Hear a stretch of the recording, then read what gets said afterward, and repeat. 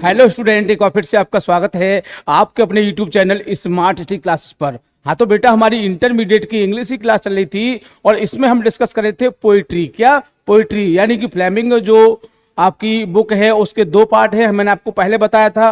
पहला पार्ट है आपका प्रोज और दूसरा है पोइट्री। तो बेटा इस समय हम पोइट्री को डिस्कस कर रहे हैं और इसके हम दो चैप्टर यानी कि दो पोएम कंप्लीट कर चुके हैं और इस समय आपकी तीसरी पोएम चल रही है। तो मेरे हिसाब से आज आपकी जो तीसरी पोएम है उसको भी हम, उसका जो अनुवाद है उसको भी हम कंप्लीट कर देंगे और इसके बाद जो टॉपिक चलेगा जो आपके एग्जाम में मार्क्स का आता है। ठीक है बेटा। अबाउट द पोएट हम पिछले पार्ट में डिस्कस कर चुके हैं, आपने देख लिया होगा, समझ लिया होगा।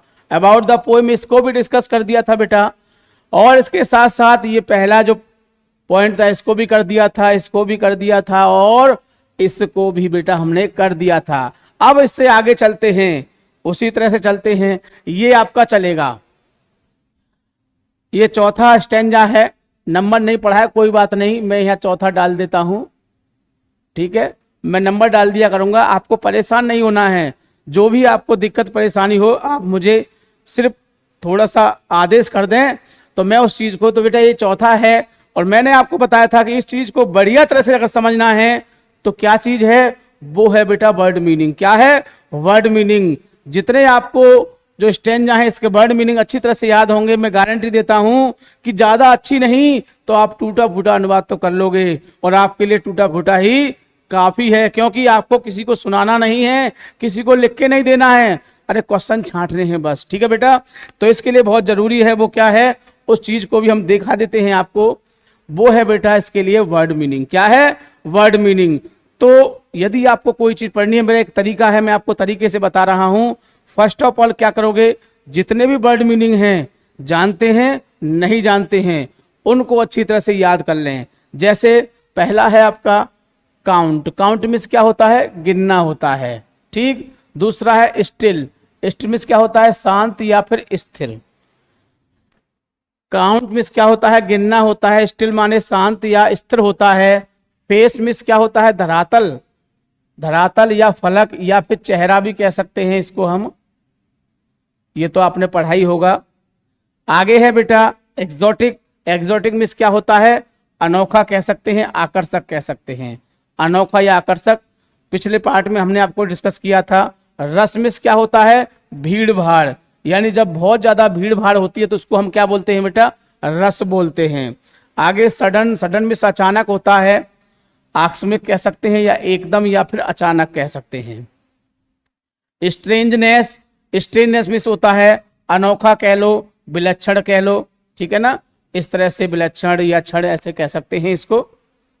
विचित्र भी कह सकते हैं इसको, क्या कह सकते हैं? विचित्र भी कह सकते हैं। ठीक। फिशरमैन, आप इससे भली भांति परिचित हैं। फिशरमैन कौन होते हैं? मछुआरे होते हैं। ठीक है ना, जैसे मिल्कमैन हो गया, इस तरह से, यानी कि उनका जो वस्तु होती है उसी के उसके साथ जोड़ने से बन जाता है। हार्म मीन्स क्या होता है? नुकसान होता है। हार्म मीन्स क्या होता है बेटा? नुकसान पहुंचाना। अभी तो ये जो हमने पढ़ा दी है वही चल रहे हैं। वेल्स मीन्स क्या होता है? वेल्स माने व्हेल मछली।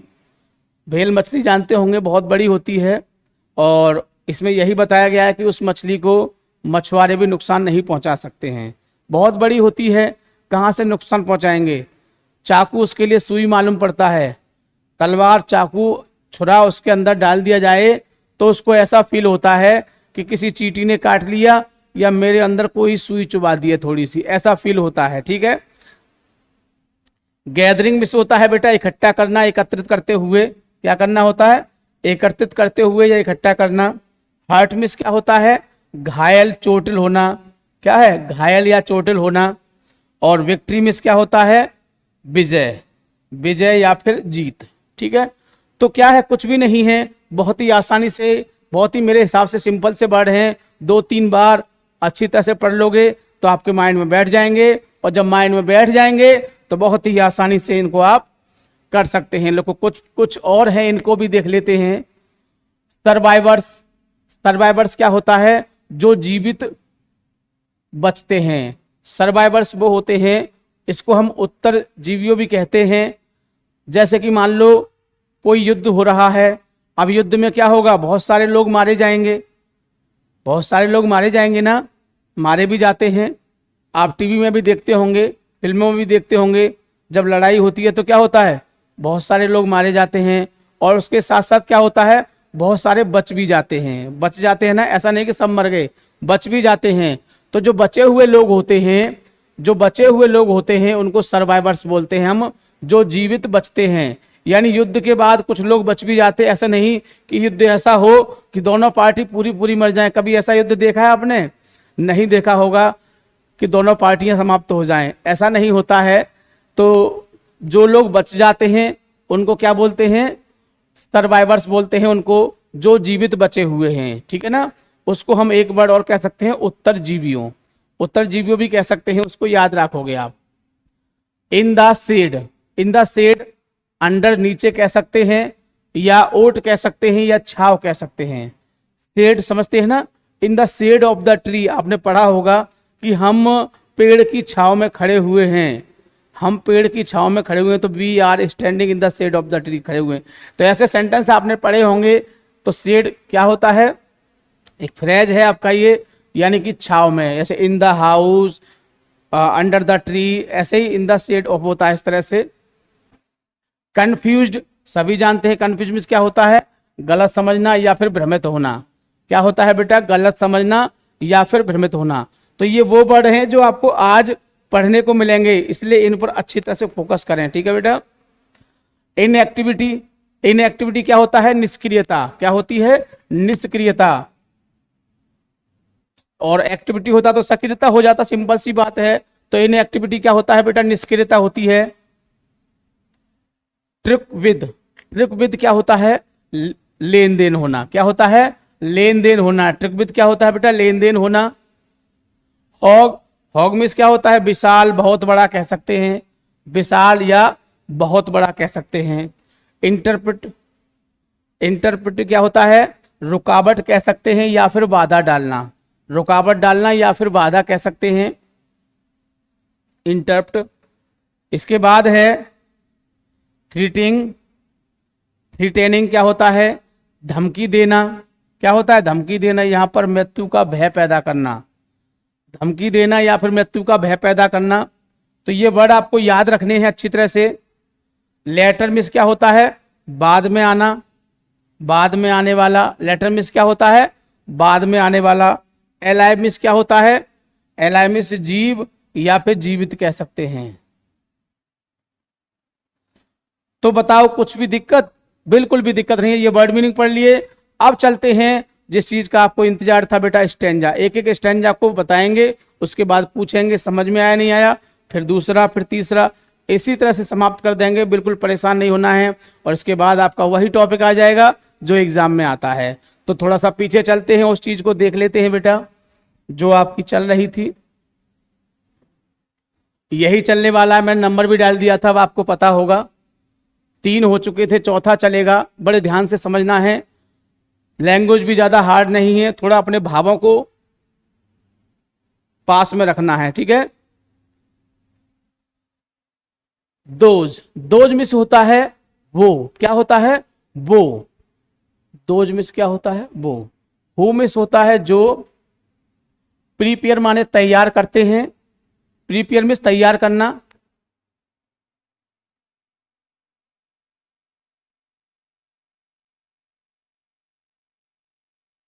तैयारी करना। ग्रीन वार्स, ग्रीन मिस सभी जानते हैं हरा होता है, वार मिस क्या होता है, युद्ध। वार्स युद्धों, ज्यादा युद्ध है ना, ज्यादा युद्ध हो तो युद्धों कह सकते हैं, एस लग गया, ठीक है। तो देखते हैं, दीज माने, दोज माने वो, हु माने जो, प्रीपेयर माने तैयारी करते हैं, तैयार रहते हैं। ग्रीन माने हरे या हरित, हरे या क्या होता है, हरित।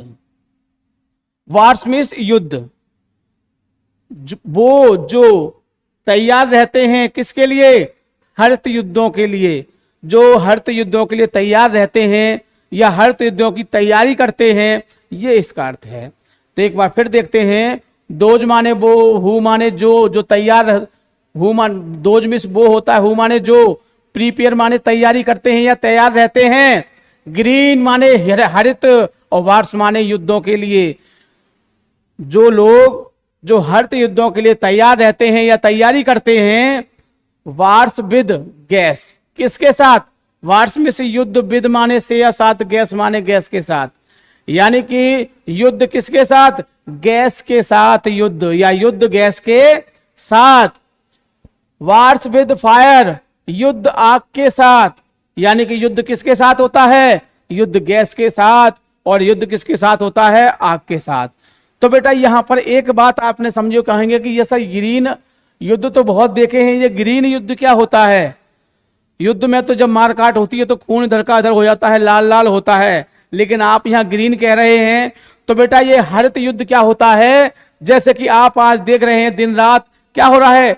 पेड़ों की कटाई की जा रही है, मतलब पेड़ों को काटना भी तो एक युद्ध है, एक लड़ाई है। क्यों? कि पेड़ क्या होते हैं? पेड़ हमें जीवन देते हैं। पेड़ हमें क्या देते हैं? जीवन देते हैं, क्योंकि पेड़ों से हमें ऑक्सीजन मिलती है, और ऑक्सीजन से हम जीवित रहते हैं, हम भी और आप भी। और उन पेड़ों को काटा जा रहा है, उन पेड़ों को नष्ट किया जा रहा है, तो क्या होगा? ये युद्ध ही तो है। मतलब कि हरे पेड़ों को काटना या जीवित लोगों को मारना एक ही बात है। मेरे हिसाब से मैंने पहले बताया था कि ये पोएट्री जो होती है वो किससे चलती है? वो अंतरावलोकन, यानी कि हमारी अंतरात्मा से चलती है। किससे चलती है? हमारी अंतरात्मा से चलती है। हमारी आत्मा क्या कह रही है, इसको पढ़ने के बाद हमारा मन क्या कह रहा है, उस चीज को हमें इसको फेस करते हैं। तो क्या है? दोज माने वो, हु माने जो, प्रीपेयर माने तैयार रहते हैं, तैयारी करते हैं। ग्रीन वार्स हरित युद्धों की, जो हरित युद्धों की तैयारी करते हैं या हरित युद्धों के लिए तैयार रहते हैं। वार्स विद गैस, किसके साथ? युद्ध गैस के साथ। युद्ध किसके साथ? युद्ध आग के साथ। तो क्या होता है? युद्ध में बहुत सारी गैसें भी छोड़ी जाती हैं। आपने देखा होगा कि ये गैस छोड़ दी, बहुत सारे लोग बीमार हो गए, मर गए। दूसरी गैस छोड़ दी, आग के गोले छोड़ दिए, तो क्या होता है? बहुत सारी गैसें छोड़ी जाती हैं, जिससे क्या होता है युद्ध में? तो आग से भी युद्ध होता है और गैस से भी युद्ध होता है। विक्ट्री माने जीत या विजय, विद नो सर्वाइवर्स। तो नो सर्वाइवर्स, यानी कि हमने बताया था क्या होता है? जो युद्ध होता है उसमें लोग बच जाते हैं, उनको क्या बोलते हैं? सर्वाइवर्स बोलते हैं। तो युद्ध में जो लोग बचे हुए हैं, जो जीत के साथ हैं, तो नो सर्वाइवर्स, बिना जो लोग युद्ध में क्या है? बच गए हैं। अभी बताया था युद्ध में बचे हुए लोग। तो विक्ट्री माने विजय, विजय के साथ, विजय के साथ जो युद्ध में लोग बचे हुए हैं, विजय के साथ जो युद्ध में लोग बचे हुए हैं, would put on clean cloth, वो क्या करेंगे? वो लोग क्या कर सकते हैं? वो लोग साफ कपड़े पहन सकते हैं। क्या कर सकते हैं? वो लोग साफ कपड़े पहन सकते हैं, जो लोग युद्ध में बचे हुए हैं। अब ऐसा होगा कि युद्ध खत्म हो गया तो क्या करेंगे? लोग नहाएंगे, धोएंगे, फ्रेश होंगे, और फिर क्या होगा? साफ कपड़े पहनेंगे ना। जैसे व्यक्ति एक काम खत्म करके नहा धो के फ्रेश होके क्लीन साफ कपड़े पहनता है, सेम कंडीशन उसी प्रकार से जब युद्ध समाप्त हो गया है तो जो बचे हुए लोग हैं वो क्या करेंगे? वो साफ कपड़े पहनेंगे, स्वच्छ कपड़े पहनेंगे, सफेद कपड़े पहनेंगे, and walk about with their brothers, और क्या करेंगे? अपने भाइयों के साथ, अपने भाइयों से मिलने जाएंगे। मतलब कि अब बच गए हैं तो क्या होगा? अपने जो भाई होते हैं, जो रिश्तेदार होते हैं, उनसे मिलेंगे, नहीं मिलेंगे? तो उनसे मिलने जाएंगे। कहां पर? In the shade. शेड से मतलब, यहां पर शेड से मतलब घरों से भी कह सकते हैं। तो अपने भाइयों से मिलने जाएंगे, कहां पर? In the shade. वैसे शेड माने छाया होता है, छाया या आंट कह सकते हैं। तो उनके घर पर, यानी अपने भाइयों के घर पर उनसे मिलने जाएंगे। क्यों? कि युद्ध में जो बच गए हैं, जो बच जाते हैं तो लोग उनसे मिलते हैं ना, तो उनसे मिलने जाएंगे। डूइंग नथिंग, कुछ भी न करते हुए। अब कुछ भी नहीं करेंगे वो, अब क्या करेंगे? जो उनके भाई हैं उनके बारे में जानेंगे, उनसे मिलने जाएंगे, उनसे बातें करेंगे, उनके घर पे जाएंगे, उनसे बैठेंगे। ठीक है, तो एक बार फिर देख लेते हैं ताकि हर चीज समझ में अच्छी तरह से आ जाए। मैं पहले ही बता चुका हूं, कोई जरूरी नहीं है कि बहुत अच्छी तरह से जैसे मैं बता रहा हूं वैसे ही आपको आना चाहिए। अरे आपको परीक्षा देनी है, क्वेश्चन छांटने हैं, जितना समझ में आ जाए बढ़िया बात है। ठीक है बेटा, तो दोज माने वो, हु माने जो, प्रीपेयर माने तैयारी करते हैं, ग्रीन वॉर्स किसकी, हरित युद्ध की तैयारी करते हैं, वॉर्स विद गैस किसके साथ, यानी कि युद्ध की तैयारी किसके साथ, गैस के साथ, एंड वॉर्स विद फायर आग के साथ। तो किसकी युद्ध की तैयारी किसके साथ करते हैं, गैस के साथ करते हैं, आग के साथ करते हैं। विक्ट्री विद नो सर्वाइवर, विजय यानी जीत के साथ, नो सर्वाइवर्स क्या है, उत्तर, इसको दूसरा वर्ड भी बोल सकते हैं हम, और नहीं तो यही है जो बचे हुए लोग हैं। Would put on clean cloth, क्या कर सकते हैं, वे नए कपड़े पहन सकते हैं, वे स्वच्छ कपड़े पहन सकते हैं। And walked about with their brother, और अपने भाइयों से जाके मिल सकते हैं, अपने भाइयों के बारे में जान सकते हैं। इन द शेड, उनके घर पे जाकर या छाया में जाकर, डूइंग नथिंग, कुछ भी न करते हुए। तो समझ गए होंगे बेटा, इसी तरह समझना है बहुत अच्छी तरह से। अब चलते हैं अगला, चौथा हुआ था, अब पांचवा देख लेते हैं, स्टैंजा देखते हैं, इसी तरह समझना है। और वैसे भी देखो मैं आपको बता दूं, लैंग्वेज इतनी हार्ड नहीं है, टूटी फूटी ज्यादा नहीं है, सिंपल से वर्ड हैं, ऐसे वर्ड हैं जो पहले भी आपने पढ़े होंगे, तो आसानी समझ में आ जाते हैं। और हमने वैसे भी आपको वर्ड मीनिंग पहले ही दिखा दिए हैं, तो आपने देख लिए होंगे। पोएम कौन सी है बेटा, एक बार दोबारा नाम ले लेते हैं इसका, कीपिंग क्वाइट, शांत रहना। पोएम बहुत अच्छी है, शांत रहिए, शांत रहोगे, पैब्लो नेरुडा, शांत रहोगे तो जीवन में आगे बढ़ जाओगे। क्योंकि एक कहावत आपने सुनी होगी कि एक चुप 100 को हराता है, एक चुप 100 को हराता है। ये बात यहाँ पर सिद्ध हो रही है कि कहीं लड़ाई हो रही हो, थोड़ा सा मैं आपको मोटिवेशन थॉट दे रहा हूँ, कि कहीं लड़ाई हो रही हो, मान लो आपकी ही लड़ाई हो रही है और आपको लोग मारने के लिए उतावले हो रहे हैं, और वो यही इंतजार कर रहे हैं कि ये कुछ मुंह से आवाज निकाले और हम उसको हथियार बनाकर इसे तोड़ें, और आप चुपचाप उनकी बातों को सुन रहे हैं। मैं गारंटी देता हूं कि वो खूब बोलते रहेंगे, खूब तुमको टांसते रहेंगे और मारने की पूरी कोशिश करते रहेंगे, बस आप चुपचाप सुनते रहना। मैं गारंटी देता हूं कि वो आपको छेड़ेंगे नहीं, वो छुएंगे नहीं, भले कितने भी आदमी हों। क्यों कि नहीं तो उनके ऊपर एक धब्बा लग जाएगा कि 100 ने मिलकर एक को पीटा, बड़ी नाइंसाफी है। इसीलिए वो यही देखेंगे कि ये कुछ कहे और तुमने मुंह से आवाज निकाली, क्या कर लोगे, बस उनका शब्द होगा ज्यादा बोल रहा है ये, अब इसको कुछ देना चाहिए। तो मेरी बात समझ गए होंगे कि कीप क्वाइट का मतलब क्या है, शांत रहना। और शांत रहना बहुत अच्छा होता है, हर जगह अच्छा होता है। मैं ये नहीं कहूंगा कि सिर्फ शिक्षा के क्षेत्र में, हर जगह कहीं लड़ाई हो रही हो, परिवार में भी लड़ाई हो रही हो, तो आपको शांत रहना है, लड़ाई ऑटोमेटिक शांत हो जाएगी। 2 पार्टियों में लड़ाई हो रही हो, एक पार्टी चुप हो जाए, लड़ाई शांत हो जाएगी। तो बेटा ये शांत होना एक हथियार होता है व्यक्ति का, जो पूरी सेना को हरा देता है। ठीक है, तो इस हथियार को अपने पास संभाल के रखोगे जब तक जीवन है, और इस हथियार को आपने दिखा दिया तो मान लीजिए फिर कोई आपको जिता नहीं सकता है। ठीक है बेटा, तो चलते हैं टॉपिक पर आते हैं। वाट मिस जो कुछ कह सकते हैं, क्या भी हो सकता है, लेकिन यहां पर जो कुछ ही होगा, क्योंकि वाट के बाद क्या दिया हुआ है, वाट के बाद आई दिया हुआ है। क्या दिया हुआ है, आई।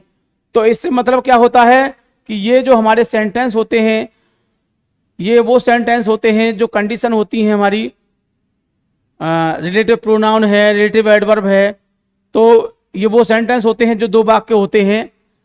तो व्हाट मीन्स क्या होता है, जो कुछ।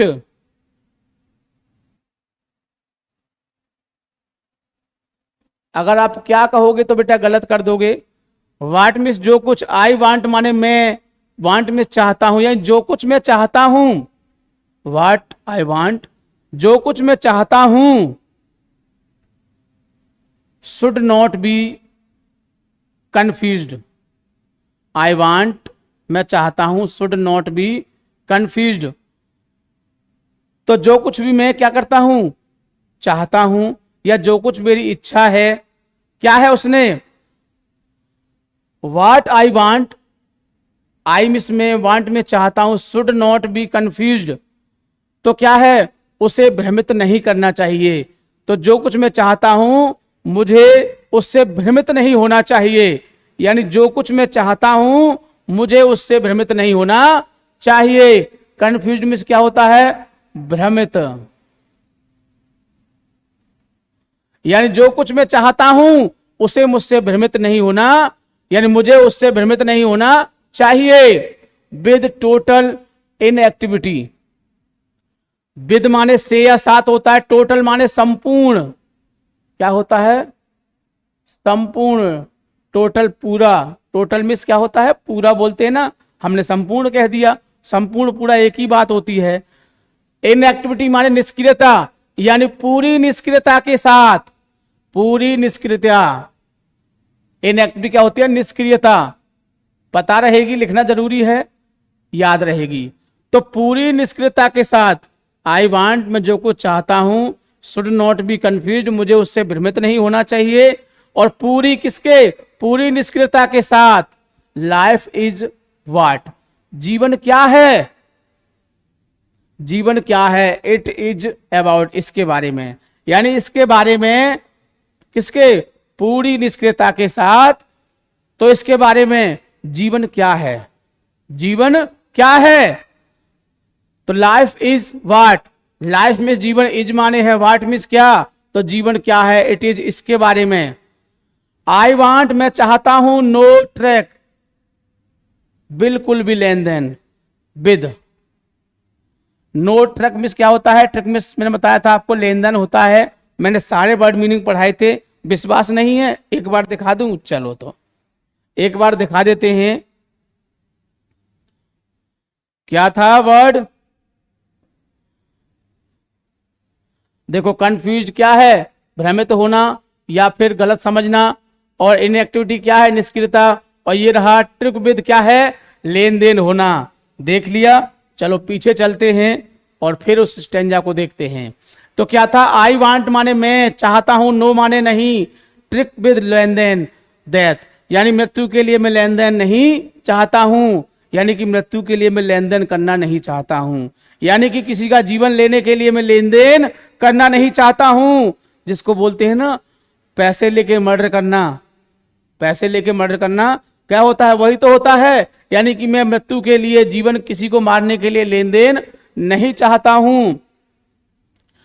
इफ, यदि, we were not so single minded, यदि हम एकाग्र नहीं होते हैं। If we were not so single minded, यदि हम इतने एकाग्र नहीं होंगे। About keeping our lips moving, about किसके बारे में? कीपिंग अवर, अपने जीवन को गतिशील बनाने के लिए। यदि हम अपने जीवन को गतिशील बनाने के लिए इतने एकाग्र नहीं होंगे, इतने सक्षम नहीं होंगे। मूविंग, गतिशील, यानी गतिशील बनाने के लिए सिंगल माइंडेड क्या होता है? एकाग्र।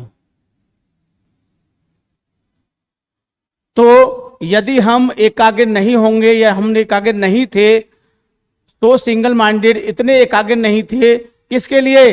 About keeping our life moving, अपने जीवन को गतिशील बनाने के लिए। एंड फॉर वंस, एक बार, कुड डू नथिंग, और एक बार हम कुछ भी नहीं कर सकते हैं, यानी कि अपने जीवन को गतिशील बनाने के लिए हम एकाग्र नहीं थे और हम कुछ भी नहीं कर सकते हैं। परहैप्स मिस होता है शायद। ए हॉग साइलेंस, हॉग मिस होता है विशाल या बड़ा, साइलेंस मिस होता है मौन या शांत। क्या होता है? शांत कह सकते हैं या फिर मौन कह सकते हैं। और हॉग मिस तो विशाल जानते ही हो आप। शायद ए विशाल, सॉरी, ए हॉग साइलेंस, शायद विशाल मौन। माइट इंटरप्ट, इंटरप्ट मीन्स क्या होता है? बाधा डालना। दिस सैडनेस, इस उदासी में। शायद यदि हम बहुत ज्यादा मौन नहीं रहेंगे, हम बहुत ज्यादा शांत नहीं रहेंगे, तो क्या हो सकता है? यह बाधा डाल सकता है किसमें? दिस सैडनेस, यानी कि जो हमारी उदासी है उसमें बाधा डाल सकता है। यदि हम बहुत ज्यादा मौन नहीं रहेंगे तो क्या हो सकता है? हमारी जो उदासी है उसमें बाधा पड़ सकती है। Of never understanding our self, और कभी भी अंडरस्टैंडिंग समझना, अवर सेल्फ स्वयं, और कभी भी हमें क्या होगा, this sadness of never understanding, हमें इस उदासी के बारे में कभी भी स्वयं नहीं क्या होगा, सोचना, स्वयं सोचना चाहिए, कभी भी स्वयं नहीं सोचना चाहिए। End of threatening our self with death, end of threatening miss क्या होता है, थ्रीटेनिंग मिस होता है किसी को डराना या धमकाना, अवर सेल्फ स्वयं विद दैट, किससे, मृत्यु के उससे। तो हमें किसी को स्वयं मृत्यु के भय से नहीं डराना चाहिए, नहीं धमकाना चाहिए। व्यक्ति पहले से ही उदास है और तुम उसको मृत्यु के भय से या डर के भय से तुम उसको डरा रहे हैं, तो क्या है, ये गलत है। तो इस तरह से ये नहीं करना चाहिए। तो ये था बेटा आपका 5वां स्टैंजा।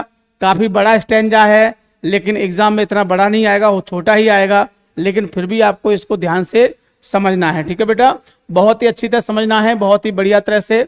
और एक और स्टैंजा बचा हुआ है, उसको भी देख लेते हैं। तो हम इसको कह सकते हैं ये छठा स्टैंजा है। क्या है, छठा स्टैंजा। छोटा स्टैंजा है, सरल भी हो सकता है, लेकिन ये तो जितने भी स्टैंजा हैं सारे स्टैंजा सरल हैं, ज्यादा हार्ड नहीं है।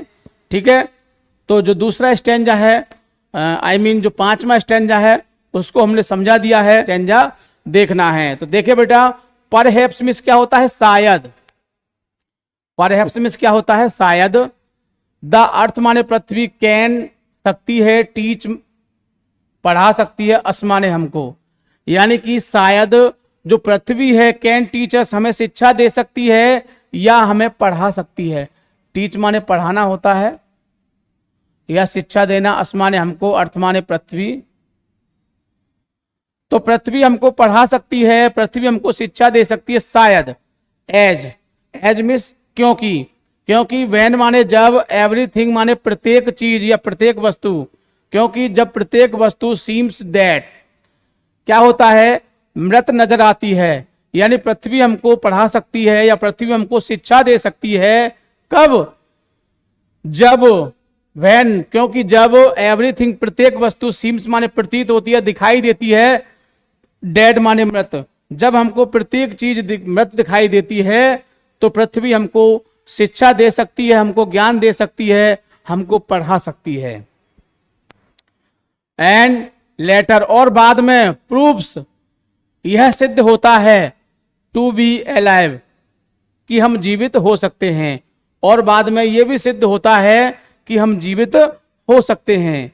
मतलब जब पृथ्वी हमको शिक्षा देती है, जब हम अपने आप को क्या मान लेते हैं कि हम, ऐसा लगता है कि हम मर चुके हैं, और जब पृथ्वी शिक्षा देती है तो बाद में यह सिद्ध हो जाता है कि हम क्या हो सकते हैं, हम अलाइव यानी कि जीवित हो सकते हैं।